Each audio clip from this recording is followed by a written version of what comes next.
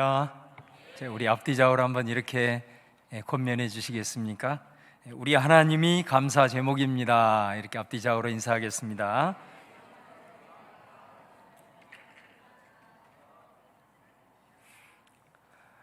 우리가 구약 성경에 보면은 이 날을 기념하는 경우가 많습니다.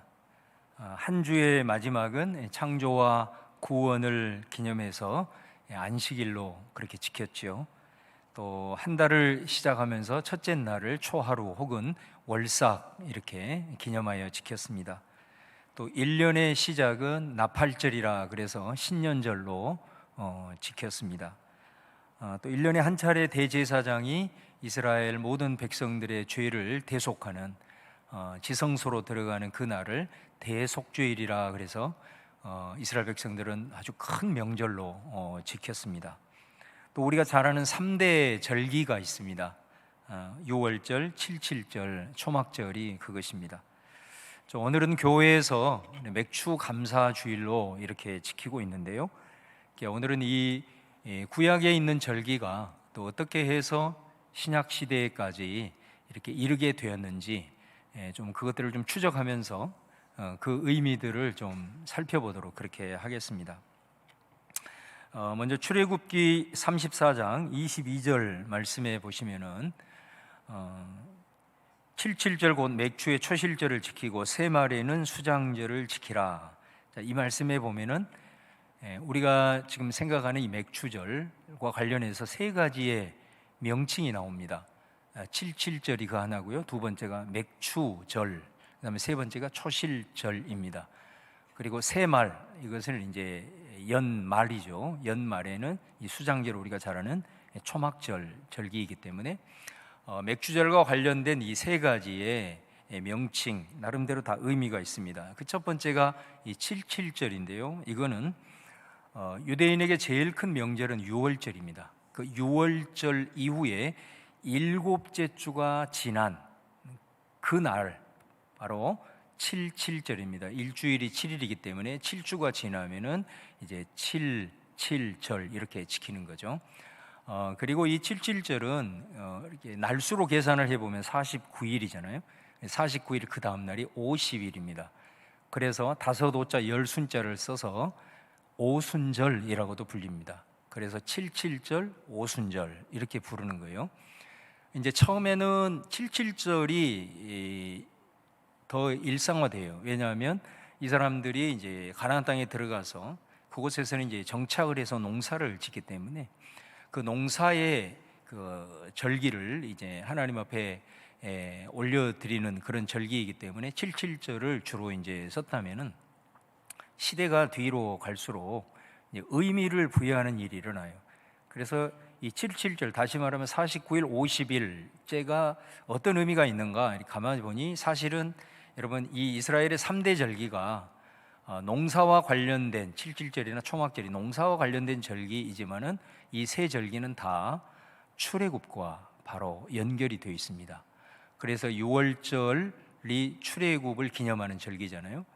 출애굽을 하고 나서 50일째 되던 날 성경을 읽어보면은 바로 50일째 되던 날이 이스라엘 백성들이 시내산에 도착을 하고 그곳에서 율법을 받고 하나님과 언약을 맺는 그 날입니다. 그렇기 때문에 그곳에서 하나님과 언약을 맺음으로써 어떻게 보면 그 이전까지는 히브리인이라고 일컬어졌던 그들이 이스라엘로 이제 부르게 됩니다. 그래서 이 이스라엘이라고 하는 민족 공동체가 태어난 날입니다. 그래서 처음에는 7.7절을 많이 사용을 하다가 시대가 지날수록 오순절이라는 말을 이제 더 많이 사용하게 되었죠. 바로 이스라엘 민족 공동체가 언약과 함께 새롭게 태어난 날이다라는 이제 그 의미를 더 부여하게 된 것입니다. 근데 여러분, 우리 신약 시대로 넘어오면은 오순절날 어떤 일이 벌어집니까? 바로 성령이 강림하는 역사가 일어나게 됩니다. 성령이 강림함으로써 또 어떤 일이 벌어지냐면 교회가 세워지게 되는 거죠. 그러니까 이걸 가만히 보면 하나님의 섭리와 경륜이 참으로 놀라운 것입니다. 왜냐하면 사실은 교회를 우리가 뭐라고 부르냐면 새 이스라엘이라 부릅니다. 그러니까 이스라엘이라고 하는 민족 공동체가 바로 오순절, 6월절 후에 50일 되던 오순절 시내산에서 이스라엘의 민족 공동체가 세워졌다면, 바로 그 오순절 절기에 하나님께서는 성령을 보내셔서 새로운 이스라엘인 교회가 탄생하게 하는 역사가 일어났던 거죠. 그래서 교회는 어떻습니까? 오순절, 이 오순절을 성령 강림절로 지금은 그렇게 지키고 있는 것입니다. 이게 그냥 어느 순간에 성령 강림절로 하자 그런 의미가 아니고, 다 구약과 이렇게 연결이 된 그런 의미를 띠므로써 오순절을 이제 우리는 성령 강림절로 지키게 된다라는 것이고요. 그 다음에 두 번째 명칭이 맥추절입니다. 이 맥추절, 이스라엘 백성들은 가나안 땅에 정착을 한 다음에 이제 정착해서 농사를 짓고 살아갑니다. 근데 이스라엘은 두 번의 추수를 합니다. 첫 번째는 첫 번째 추수는 주로 보리와 밀을 추수를 하고요. 그 다음에 우리로 얘기하면 가을거지, 연말의 추수는 포도를 비롯한 과실을 주로 추수를 하는 겁니다. 그래서 이 첫 번째 추수를 하는 이 보리와 밀을 추수한다 그래서 보리 맥자를 써서 보리를 추수한다 그래서 이제 맥추절이라 이렇게 이제 불리게 되는 것입니다. 그래서 이 맥추절은 두 번의 추수 속에서 첫 번째 추수를 한 후에 하나님께서 때를 따라서 이른 비와 늦은 비를 주시고 또 모든 것을 지켜주심으로 말미암아 이렇게 우리가 풍성한 추수를 하게 되었다, 그런 감사의 의미로 이제 지키는 절기입니다. 그래서 이 맥추절의 의미를 담아서 오늘날 교회도 바로 맥추 감사절을 지키는데, 그 맥추절이 전반기 추수이지 않습니까? 그래서 맥추 감사절도 1년이 전반이 딱 끝나는 7월 첫 주일을 맥추 감사절로 지키고, 그 다음에 이들이 두 번째 추수를 하고 지키는 절기가 초막절이잖아요. 그래서 그 초막절, 연말에 지키는 초막절을 교회에서는 추수감사절로 그렇게 이제 구별하여 지킨다라는 것을 여러분들이 좀 아셨으면 좋겠습니다. 그래서 이 맥추감사절은 전반기를 마무리하면서 하나님께서 함께하여 주신 그 은혜, 이 맥추절의 의미를 담아서 감사절로 우리가 지키고 있다라는 것이고요. 그 다음에 세 번째 명칭은 초실절이라고 나옵니다. 초실이라고 하는 것은 첫 열매, 그런 의미를 갖고 있습니다. 출애굽기 23장 16절 말씀해 보시면은 맥추절을 지키라, 이는 네가 수고하여 밭에 뿌린 것의 첫 열매를 거둠이니라. 맥추절을 얘기를 하면서 첫 열매를 얘기하죠. 그런데 오늘 우리가 봉독한 또 출애굽기 34장에는 바로 이게 초실절이라 이렇게 말을 하고 있는 게, 사실은 좀 헷갈리기 쉬운 그런 부분인데, 우리가 농사 지은 분들은 이 부분을 쉽게 이해를 합니다. 농사를 짓다 보면은 이제 열매들을 추수할 시기가 되면은 열매들이 이제 제각각 나오게 되죠. 열매 중에 가장 먼저 맺히는 것이 있고, 그때부터 이제 계속 추수를 조금씩 하다가 이제 막판에 이제 추수를 한꺼번에 이렇게 대부분 하게 되는데, 제일 먼저 첫 열매가 나온 후부터 대략 7주간이 걸립니다. 그래서 마지막 7주 때가 되면은 이제 추수를 마무리하게 되는데요. 그래서 사실 이 맥추절은 엄밀하게 보면은 두 번의 를 드린다 이렇게 볼 수가 있습니다. 그러니까 추수할 시기가 돼서 제일 처음 열매가 나오면 그 열매를 구별을 해서 하나님 앞에 초실, 주님 첫 열매입니다 하고 드리고요. 그다음 그때부터 이제 추수를 하기 시작해서 마지막 7주 정도가 끝나면 이제 추수를 마무리하고 이제 그때 77절 혹은 맥추절로 그렇게 이제 구별하여 드리는 것입니다. 제가 지금 이걸 확실하게 이제 알게 된 것은 뭐냐면, 제가 이전 교회 섬길 때 장로님께서 이제 복숭아 농장을 굉장히 크게 하셨어요. 근데 이제 보통 복숭아는 그 8월 중순쯤에 추수가 마무리가 됩니다. 그런데 이 장로님은 6월 말이 되면은 꼭 복숭아 한 박스를 저한테 가져오십니다. 그래서 제가 장로님 이게 뭡니까? 이렇게 물어보면 목사님 이거 먼저 나온가요? 먼저 나온가? 이렇게 얘기를 하세요. 그러니까 복숭아도 6월 말이 되면은 첫 열매가 나오기 시작하는 거예요. 먹을 만한 열매들이. 그래 그걸 이제 거두어 가지고 이제 첫 열매를 드린다는 마음으로 항상 매년 저한테 갖다 주시는 거예요. 그래 그때보다 조금씩 추수를 해서 7월 말에서 8월 중순까지 집중해서 결국은 이제 추수를 마무리하는 것을 보면서 아 그렇구나. 왜 맥추절 절기에 끝나는 그 시점에 칠칠절을 지키지만 초실절의 의미가 있구나. 바로 이것은 열매가 처음 나온 첫 열매를 또한 하나님 앞에 구별하여 드리는구나 라는 것을 이제 알게 되었습니다. 여러분 추수가 다 끝나고 나서 하나님께서 이렇게 절기로 드리라고 하시면 좋을 텐데 왜 처음에 나오는 열매를 하나님께 드리라고 했을까? 거기에는 이유가 있는 것이죠. 민수기 8장 17절 말씀에 보시면은 이스라엘 자손 중에 처음 태어난 것은 사람이든지 짐승이든지 다 내게 속하였음은 내가 애굽 땅에서 모든 처음 태어난 자를 치던 날에 그들을 내게 구별하였습니다. 이게 다 출애굽과 관련이 되어 있는 거죠. 우리가 잘 아는 대로 이스라엘 백성들을 출애굽시키기 위해서 모세를 통해서 바로에게 이스라엘 백성들을 내보내라고 계속 얘기를 하지 않습니까? 바로가 마음이 강팍해서 계속 거부를 하게 되죠. 그래서 하나님께서는 그 애굽 땅에 10가지 재앙을 내립니다. 그 10가지 재앙의 의미는 뭐냐면은 사실 애굽 땅에서 섬기고 있는 모든 우상과 관련이 되어 있습니다. 이 10가지 재앙은 애굽에 섬기는 우상과 다 연결이 되어 있는 거예요. 그래서 사실 10가지 재앙은 애굽에서 섬기는 신들을 전부 다 하나님께서 물리치시는 것입니다. 그래서 모든 신들보다도 뛰어나신 그 하나님을 10가지 재앙을 통해서 이제 드러낸 사건이거든요. 그러니까 마지막 재앙이 뭐냐면은 바로 애굽 땅에 있는 모든 첫 것들을 다 이제 없애는 그런 재앙입니다. 그럴 때 애굽 땅에서 이 재앙이 일어났음에도 불구하고 이스라엘 백성들은 하나님 말씀에 순종해서 그 어린 양을 잡아서 피를 문설주에 발라놓죠. 그랬을 때 그날 죽음의 사자가 애굽 땅 전역을 덮을 때에 어린 양의 피가 문설주에 발라 있는 그곳을 죽음의 사자가 넘어간다. 이게 한자로 유월, 그래서 유월절이거든요.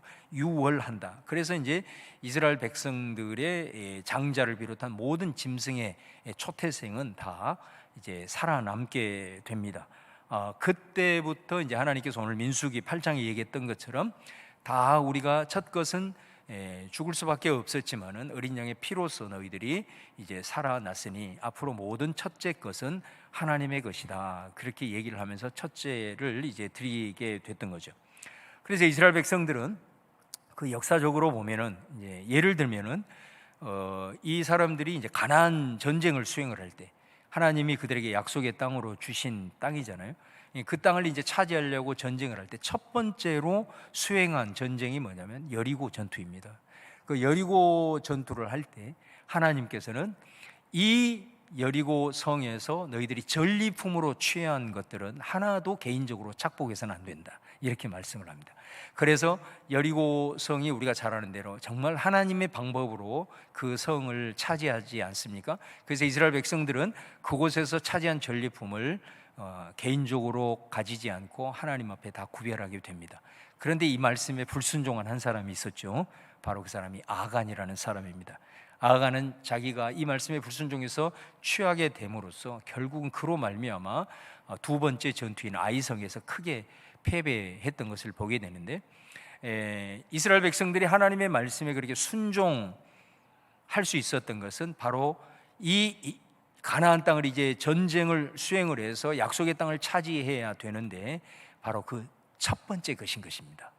여리고 전투는 첫 번째 것이기에 바로 이 첫째 것을 하나님께 구별하면서 이 전쟁은 우리에게 속한 것이 아니다. 이 전쟁은 하나님께 속한 것이다 라고 하는 믿음의 고백을 올려드리는 겁니다. 하나님의 말씀에 순종하면서 우리의 모든 삶의 영역 속에, 그리고 우리들이 치르는 이 모든 전쟁은 내게 속한 전쟁이 아니라, 우리에 속한 전쟁이 아니라 하나님께 속한 전쟁이다라는 신앙 고백을 담아서 그들은 이 여리고성의 첫 번째 전쟁의 것들을 하나님께 이제 구별했던 것을 보게 돼. 이 정신을, 첫 열매의 정신을 이제 그 이후로도 계속해서 가게 되고, 특별히 이제 우리가 이 첫 열매가 주는 신앙의 오늘날의 행위에 있어서 가장 대표적인 것이 뭐냐면 그게 바로 11조라고 할 수가 있습니다.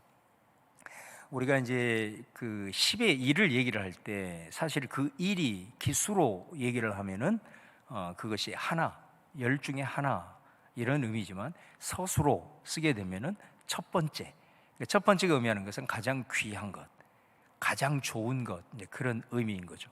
그래서 우리가 10의 1조를 그 하나님 앞에 드린다라는 것은 첫 열매의 의미가 있네. 가장 좋은 것, 가장 귀한 것. 그 속에는 우리의 어떤 신앙이 담겨 있습니까? 우리들의 살아가는 모든 삶의 여정의 주인은 하나님이시다. 내 삶의 주권은 내게 있는 게 아니라 하나님에게 있다.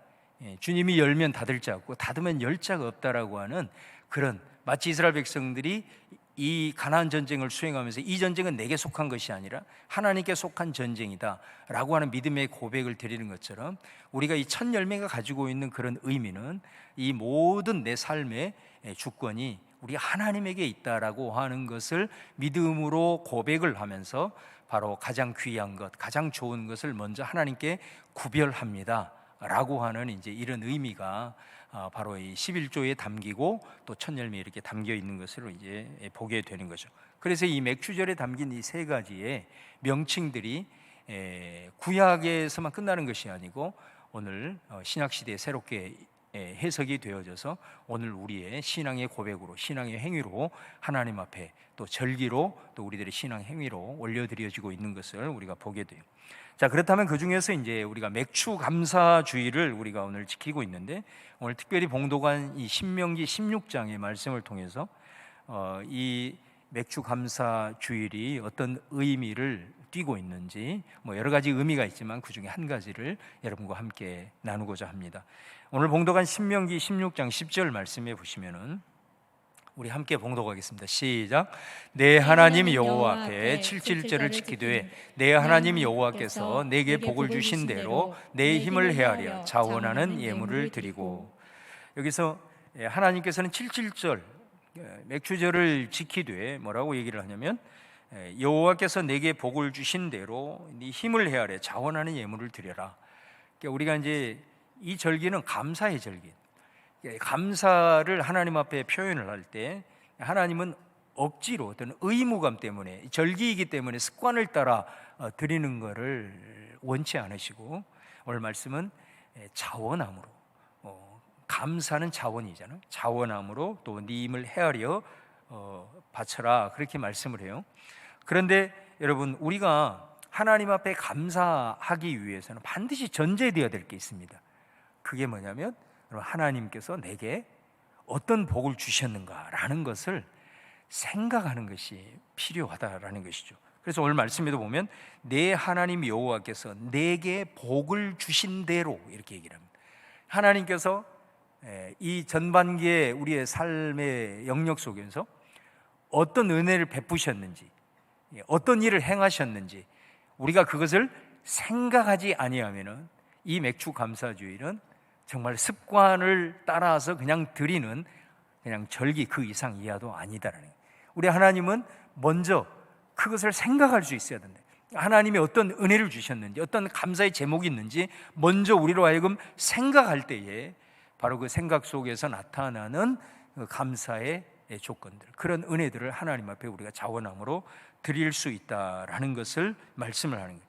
그래서 저는 이 맥주 감사 주일에 있어서 아주 중요한 의미가 뭐냐면 생각하자. 그래서 오늘 설교 제목을 하프타임의 절기다, 그런 말을 붙여보았습니다. 여러분, 하프타임 잘 아시잖아요. 우리가 스포츠 경기를 보면, 예를 들어 축구 경기를 하다 보면 전반전에 열심히 이렇게 뛰다가 마칠 쯤에 이제 주심이 휘슬을 붑니다. 그러면 열심히 경기장을 뛰고 있던 선수들이 이제 경기를 마무리하게 되고, 그 주전으로 뛰었던 선수들은 이제 라커룸으로 들어가게 되죠. 라커룸에는 누가 기다리고 있느냐? 감독이 그곳에서 선수들을 기다리고 있습니다. 그러면 그 라커룸에서 어떤 일이 벌어질까요? 바로 이 라커룸에서 머무는 이 시간이 하프타임입니다. 전반전과 후반전의 그 사이, 이 시간을 이제 하프타임이라고 그러는데, 감독과 함께 전반전을 분석을 하겠죠. 전반전을 분석을 할 겁니다. 그래서 어떤 점이 부족했는지 분석을 하고, 그리고 후반전을 위한 전술을 감독이 지시를 할 겁니다. 그 경기에서 이기고 있다면 후반전은 그 승리를 지키는 전술이 나올 거고, 그 전반전이 지고 있다면 후반전은 이길 수 있는 전술을 이제 감독은 줄 겁니다. 이게 이 하프타임의 열쇠는 감독이 쥐고 있는 것입니다. 선수들은 열심히 운동장에서 뛰고 있지만은 감독은 그 선수들 한 사람 한 사람을 다 보고 있고, 전체적으로 전술이 어떻게 진행되고 있는지 감독은 전체를 이렇게 보면서 이제 머리에 전술을 그리고 있다라는 것이죠. 그래서 이 감독과 함께 선수들이 얼마만큼 전반전을 잘 분석하느냐에 따라서 후반전에 사실은 성패가 결정된다라고 할 수 있습니다. 근데 참 재미있는 것은요, 여러분, 전반전에 주전으로 뛰었던 선수들은 다 하프타임을 갔습니다. 라커룸으로 들어간다는 거예요. 그런데 이 하프타임 시간에 운동장에서 열심히 뛰는 사람들이 있습니다. 공놀이를 하는 사람들. 누구죠? 그 사람들은 다 후보 선수들입니다. 저는 이거 굉장히 우리 인생에 있어서도 저는 중요한 의미가 있다고 봅니다. 여러분, 인생에도 주전들은 항상 하프타임을 갖습니다. 하프타임을 갖습니다. 하프타임을 가져야 할 때 정신없이 뛰는 사람, 인생에 있어서도 후보가 될 가능성이 많습니다. 하프타임이 그만큼 우리에게는 중요하다는 것입니다. 우리가 2023년 이제 전반전을 마쳤습니다. 바로 그 전반전을 마치고 우리가 맥주 감사 주의를 지킵니다. 상반기를 마치고 하반기를 시작하는 시점에 이 맥주 감사 주일은 우리에게 어떤 의미가 있을까? 바로 그게 하프타임의 의미가 있다라는 것입니다. 주님께서는 인생의 전반기에, 이 2023년 전반기에 열심히 우리가 앞을 향하여 열심히 달려가는 저와 여러분에게 휘스를 분 것입니다. 이게 맥주 감사절이 가지고 있는 중요한 의미입니다. 휘스를 불었다면 우리는 어떻게 해야 될까요? 감독 대신 주님이 있는 영적인 라커룸으로 들어가야 되는 것입니다. 그러므로 이런 하프타임이 없이 아무 생각 없이 후반전을 시작하거나 또 그런 어떤 생각 없이 절기를 그냥 습관적으로 지킨다라고 한다면 이 맥주 감사 주일에 가지고 있는 중요한 이 의미를 우리가 놓치게 된다라는 것입니다. 적어도 우리가 전반전을 끝냈으면은 내 전반전을 돌아봐야 된다라는 거예요. 하프타임을 가지라는 것입니다. 감독자 되신 하나님 앞에서 여유를 가지고 좀 생각하는 시간을 갖는 것이 맥주 감사 주일이 오늘 우리에게 주는 중요한 의미입니다. 내 전반전에 내 신앙생활은 어떻는지, 또 내 삶에 어떤 일이 일어났는지, 잘된 것은 무엇인지, 그 잘된 것 속에서 우리가 하나님 앞에 감사로 고백해야 될 것이 어떤 것인지, 아니면 내게 부족한 점이 무엇이었는지, 내 가정과 내 직장과 또 사람과의 관계와 내게 주어진 직임, 역할, 이 모든 것들을 한번 깊이 생각하고 또 성찰하는 그런 시간을 갖는 것, 바로 이것이 하프타임이다라는 거예요. 그런 면에서 이 맥주 감사주일은 다시 한번 강조를 드리지만 1년의 전반전을 마감하고 후반전을 시작하는 분기점으로서 하프타임의 절기다라는 것을 우리 성도님들 꼭 기억할 수 있기를 주님의 이름으로 축원을 드립니다. 후보 선수들처럼 그냥 전혀 그런 시간 없이 열심히 달려가기만 하면 되는 줄 알고 뛰지만 그렇게 하지 말고 하나님 관계로 좀 들어가서 묵상하고 적어도 한 텀을 마친 다음에는 하나님과의 관계 속에서 그 영적인 라커룸으로 들어가서 그 시간을 좀 구별하는 여유가 필요하다라는 것입니다. 그래야만이 우리가 하나님께서 베푸신 은혜가 무엇인지도 알고 우리가 감사주의를 지키면서 하나님께서 내려주신 복의 의미를 알고 또 내 안에서 우러나오는 감사, 자원함의 감사를 온전히 드릴 수 있게 되고, 그 영적인 하프타임을 가질 때 그것으로만 끝나는 게 아니죠. 전반전을 분석하는 것으로만 끝나는 것이 아니고 그곳에서 내가 하나님 앞에 드려야 될 감사만이 있는 것이 아니고 반드시 거기에는 후반전을 위한 하나님의 전술이 우리에게 주어진다라고 하는 것, 그것을 여러분 꼭 기억하십시오. 우리 하나님과 영적인 라카롬에서 꼭 하프타임을 가지실 때 반드시 우리 하나님께서는 여러분에게 후반전을 위한 우리 하나님의 방법으로 역사하실 만한 귀한 전술을 우리 한 분 한 분에게 부여해 주실 줄도 믿습니다. 이 하피타임은 시간적으로 보면 항상 이 중간 지점을 얘기를 하지만은 어떤 경우에 있어서는요, 이 하프타임이 불가항력적으로 내게 오기도 합니다. 그게 어떤 형태로 나오냐면 바로 고난의 형태로 오기도 하는 것입니다. 예를 들면 내가 열심히 지금 일을 해야 될 때에 사고를 당하거나 질병에 걸려서 어떤 것도 할 수 없이 내 인생이 스톱이 되어져 버린 경우가 있을 겁니다.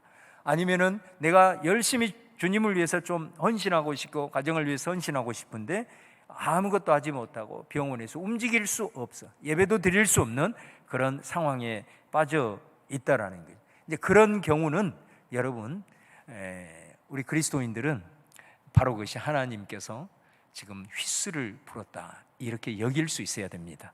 저는 이것이 믿음이라고 봅니다. 로마서에도 보면 사도 바울이 믿음이 뭐냐라고 했을 때 여기는 것이다라고 얘기합니다.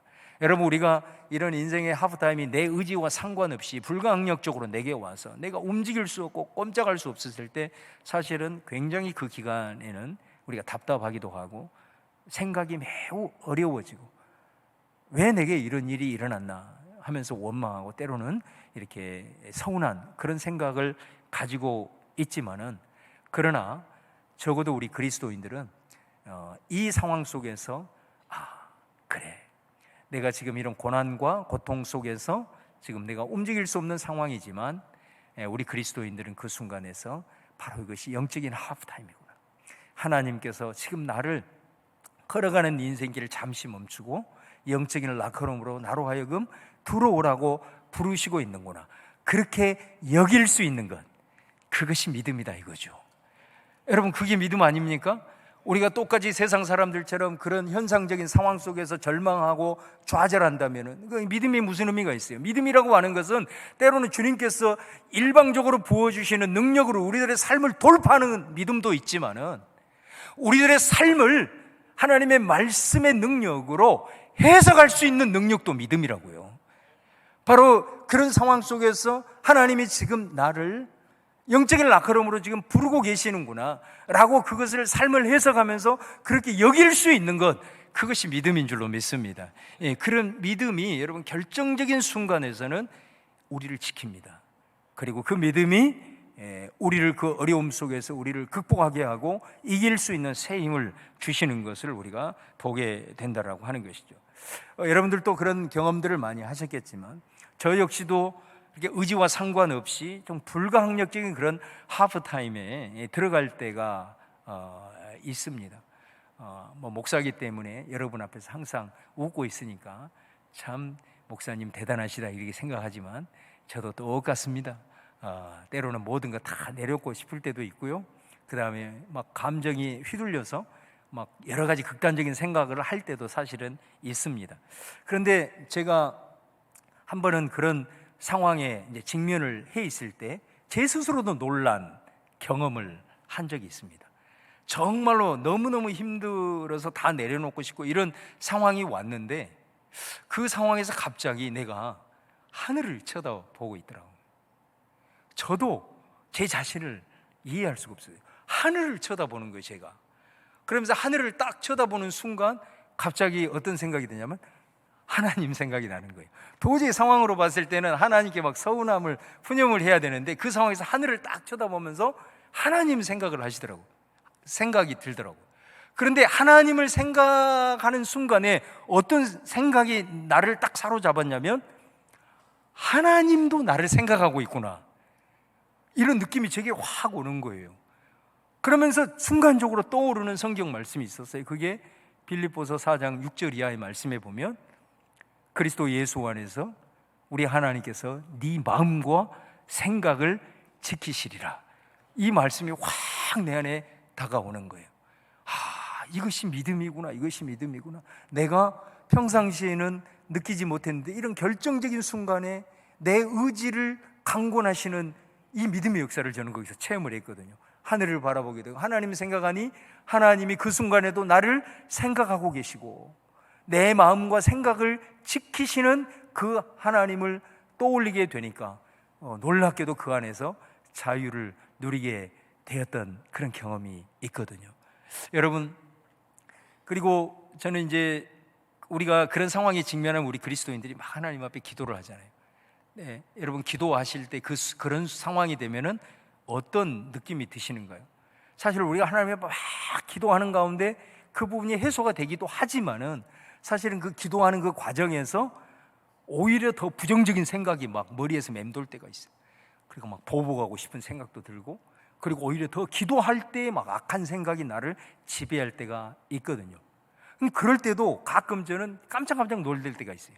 어떤 경우냐면 갑자기 내가 한숨을 훅 쉬는 거예요. 한숨을 푹 내쉬니까 또 그냥 내쉬고만 있는 게 아니라 또 숨을 크게 들이쉬는 거예요. 나중에 알고 보니까 이게 일종의 영적인 호흡이었더라고요. 이렇게 푹 내쉬니까 어떤 생각이 내 안에 들게 되냐면 순간 딱 내 안에 있는 더러운 생각들이 내 안에서 빠져나가는구나, 이런 생각이 훅 드는 거예요. 그러면서 또 훅 마실 때 내 안에 소멸된 우리 성령님께서 바람으로 지금 내 호흡을 따라서 내 영 속으로 들어오는구나, 이런 느낌이 드는 거예요. 할렐루야. 여러분, 이런 상황 속에서 이런 경험을 하게 되니까 하나님이 이 순간 속에서도 단 한순간도 나를 놓지 않고 나를 생각하고 계시는구나, 내 마음과 생각을 우리 하나님께서 지키고 계시는구나, 이것을 깨닫게 되면서 이 하프타임 속에서 우리 하나님을 생각하게 되고, 그럴 때 우리 하나님이 나를 생각하게 되고 내 생각과 마음을 지켜나가시는 그 하나님의 은혜를 깨닫게 될 때에 바로 그 모습을 통해서 그 하프타임을 통해서 그 상황들을 극복해 나가고 이겨나가는 그런 역사들을 체험하는 것을 보게 됩니다. 사랑하는 성도님들, 오늘 바라기는 이 하프타임의 절기인 맥주 감사 주일에 내 인생의 감독자가 되시는 하나님의 부름을 따라 우리의 전반전을 한번 돌아보시고, 어떤 경우에 있어서는 여러분들이 불가항력적인 상황 속에서 하프타임에 내몰렸다라고 한다면 더더욱 영적인 낙화름으로 들어가서 그곳에서 우리 감독자 되신 주님을 꼭 만나심으로 말미암아서 여러분 가운데 다시 한번 소생되어지는 역사, 그리고 여러분의 후반전이 새롭게 열려지는 하나님의 전수를 받는 그런 복된 시간이 될 수 있기를 주님의 이름으로 축원을 드립니다. 기도하겠습니다. 아버지, 감사합니다.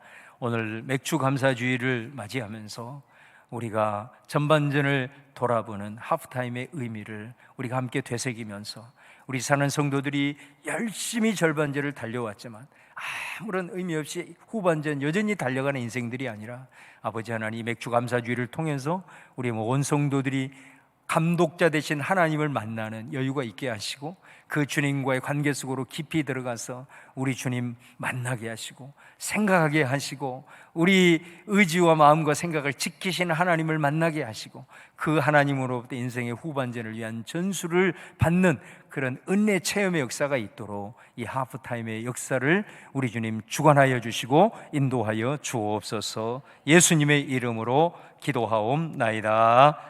아멘.